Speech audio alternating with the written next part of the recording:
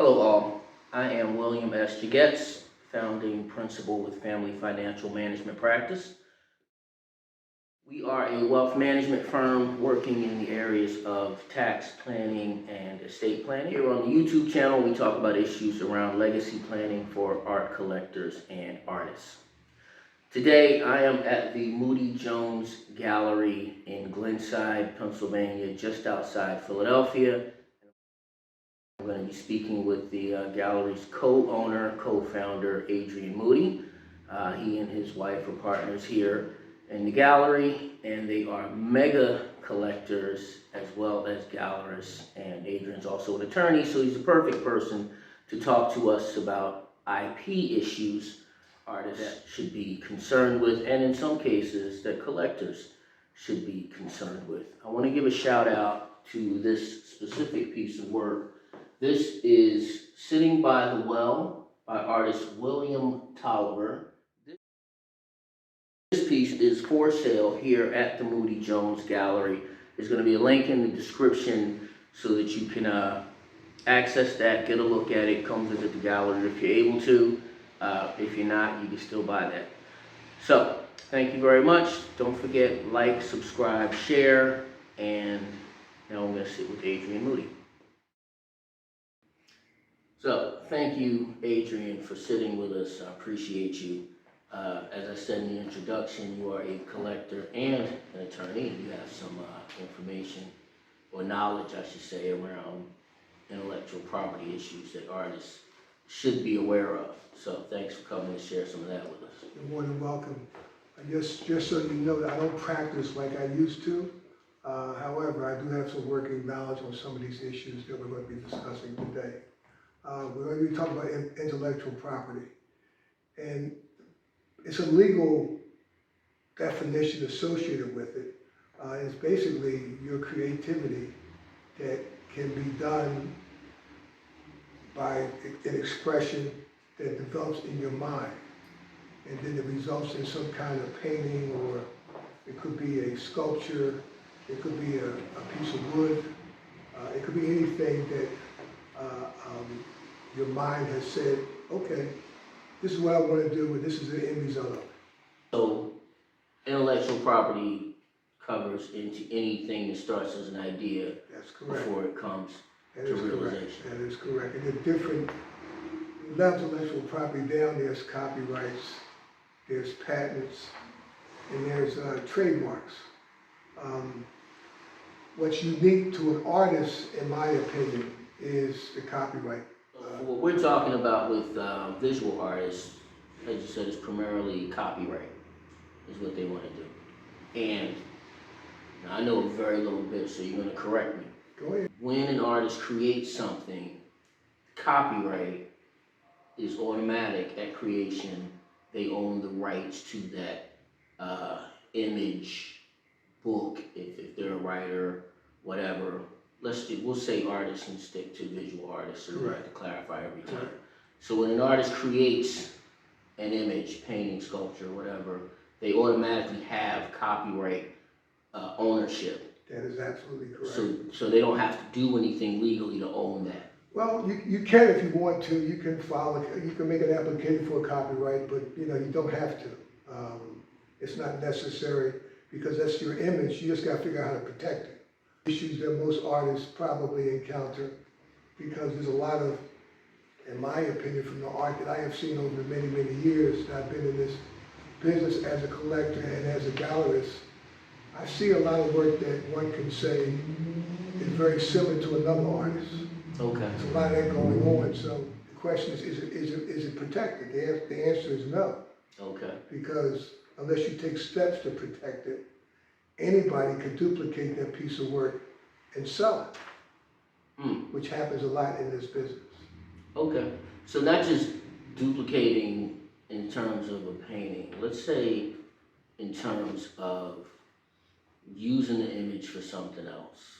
So I could go on to the internet, Instagram, Facebook, and find an image that I like and produce coffee mugs, tote bags, t-shirts. Now, if the artist hasn't taken some proactive step as far as copywriting, have I violated them? Do they have recourse?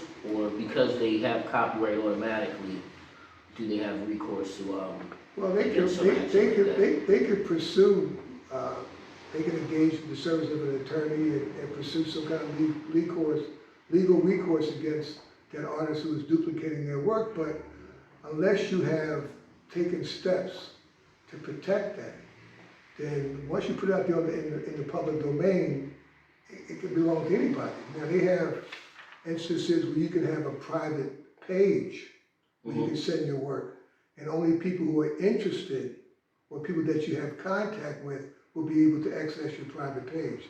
That's probably the best way of doing it. The other way would be to put a mark across the image, your name, William Jenkins, across the painting itself, and that's telling somebody that, look, that painting belongs to me. It doesn't belong to the world.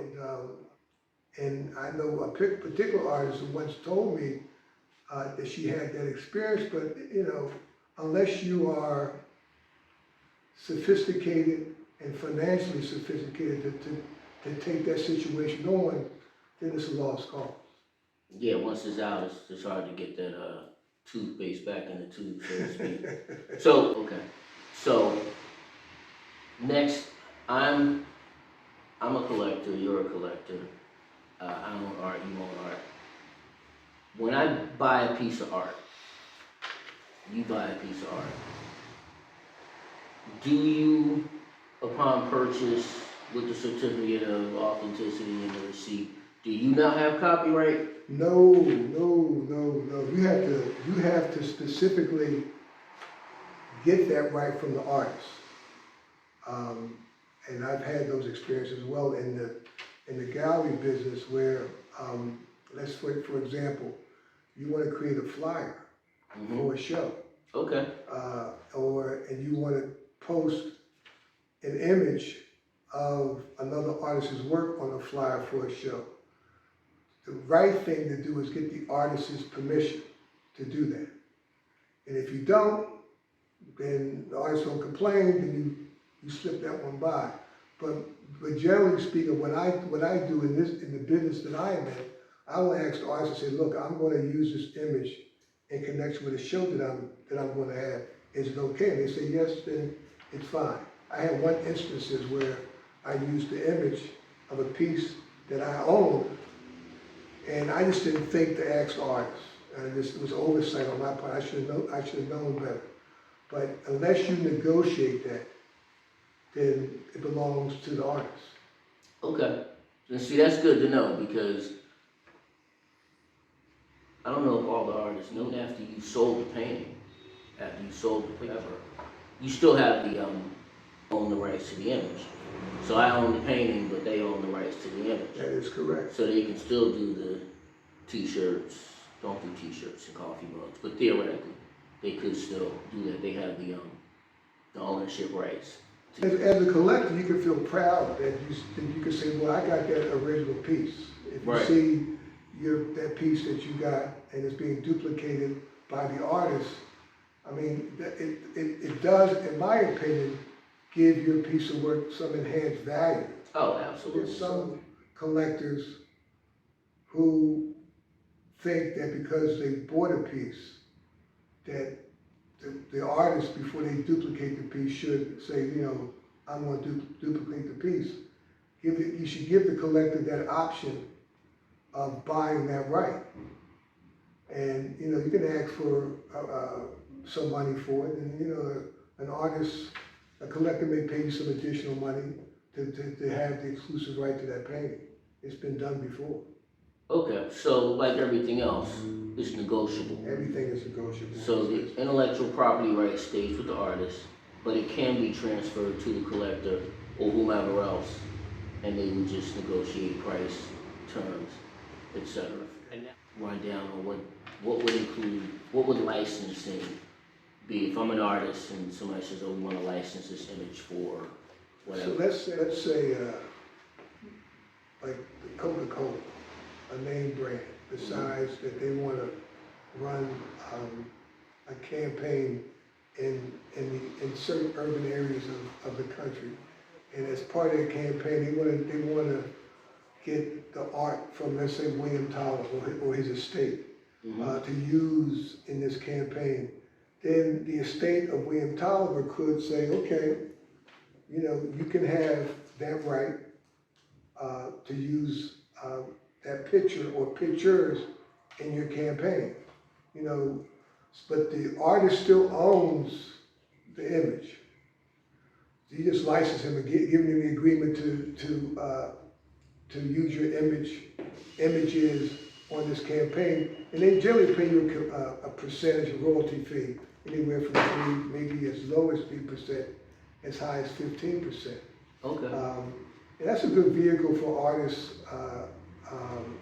to make some money, because when you watch a lot of these sitcoms, especially sitcoms that are related to people of color, you see a lot of imagery in the background.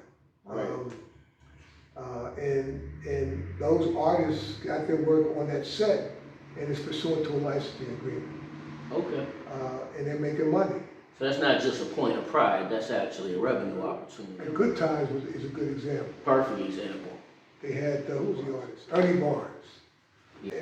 And that's how artists can make money. So they allow a limited use of the image, but they don't relinquish the rights to the image. Correct. So that's what licensing is. Also, I'm going to tell you, artists, if you have any of these kinds of agreements in place, you want to have those digitized where you can always find them.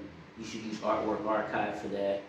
Inventory your collection, keep your archive where you can find it. Everything is in good order, and any legal documents attached to any of your images are right there. So there's a link in the description for that, Artwork Archive. They are an affiliate partner. Thank you to them. And yeah, check them out too. So back to what we're talking about on the exhibit, especially museum exhibit. There's always a catalog. Not always, but a lot of times there's a catalog or a book. How does that work?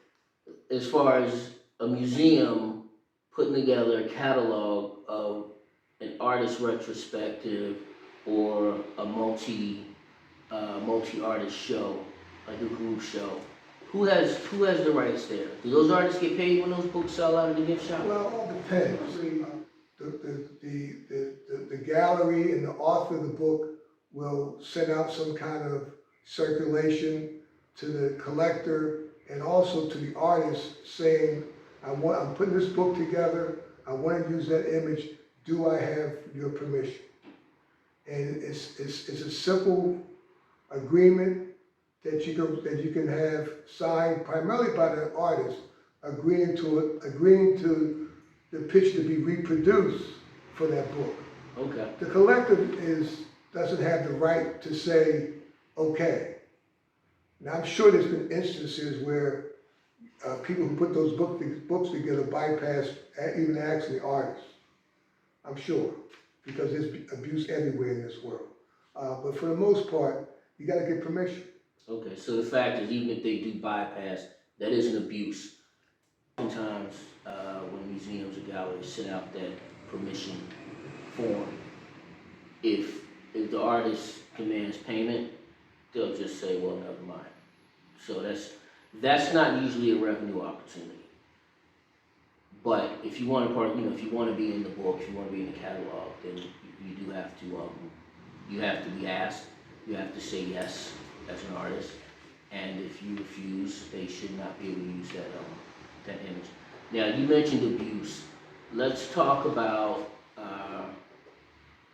remuneration and what do you do when there is an abuse? So I'm an artist, I've got a picture, and I sold it to, Collector Joe, and 6 months later, I'm out and this picture is on a billboard and I don't know anything about that. So what is my recourse? Now, I own the image at creation, so I didn't do any additional legal work, but I do own the image because I created it. But now I'm seeing that I've been disabused. What is my recourse? What should an artist do in that instance?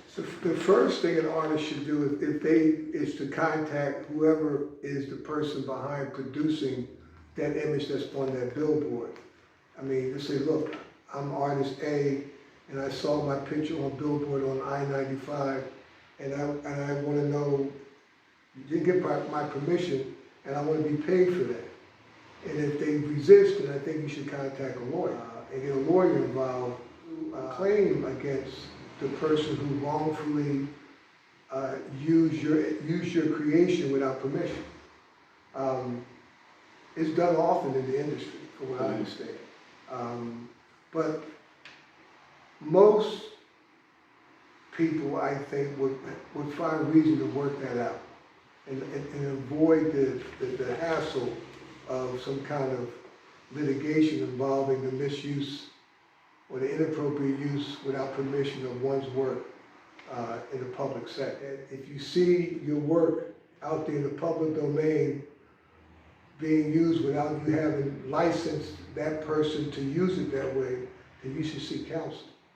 Okay, so that's definitely something you want to seek counsel about if that happens. We use a billboard example. That could be a box of cereal. That could be anything. And it's probably a good idea to seek settlement in that case because, one, you're an artist, you need the money. And unless it's something that's, totally, completely against your moral, ethical view, then yeah, take the money. So, if that's the case, I'm gonna call up the cereal company and say my picture's on your box and I wasn't compensated. What do I need in terms of to prove that to be the case so that I can seek remuneration? Well, if you're a smart artist and you've cataloged your work, because you're going to have proof that the work belongs to you. Right. That was your creation. So if you catalog your work, and I think artists should catalog their work and store it someplace, so if something like this would happen, say, voila, here's the catalog, here's the proof, this is who I sold it to, this is the year I created the piece, etc., etc. Because it's all going to be generated based on facts. As long as you can prove that you're the original person who created this work, you sold it to whoever, and to an individual, to a gallery, and you have documentation to support that, then you're in a pretty good situation. But if you don't, then it's going to be an uphill battle. Okay. So again, Artwork Archive is probably a good way to go about that. Documentation is very important, and that's a good way to do it. Keep it in the cloud. You don't have to worry about fires, floods, or not having access to the information. This image, we know this is William Dollar, okay? But let's say I have an image like this, except the hat is red, and that guy back there isn't there, but that's a horse. We know sometimes we see, you just make a very nominal change and then claim it's not what it was. Is an artist able to protect themselves from that? Is there recourse? I know in the music industry sometimes it happens because Marvin Gaye's estate won that case. Was it Pharrell did the song? Correct. Yeah, and changed it a little bit, but not enough. Just a little bit, tweaked it a little bit. But not enough because his estate won that case. In the case of visual art, for our artists in the audience, if they see something like that, is there a way for them to get around that? Is that something that can be fought? Or how much change is enough change that it's not theirs anymore?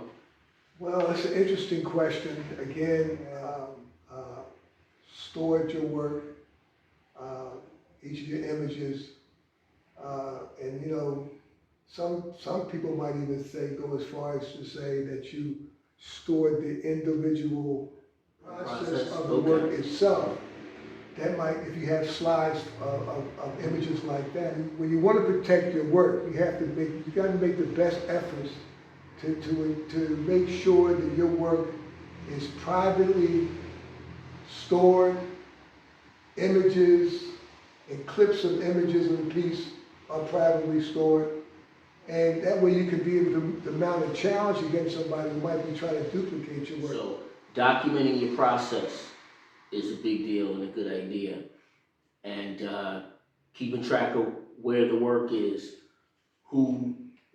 if somebody's pirated your image, where might they have seen it? Who did you sell that picture to? Something you want to know and try to keep track of. So, documenting your work, keeping track of your process, and keeping track of your practice is a good idea.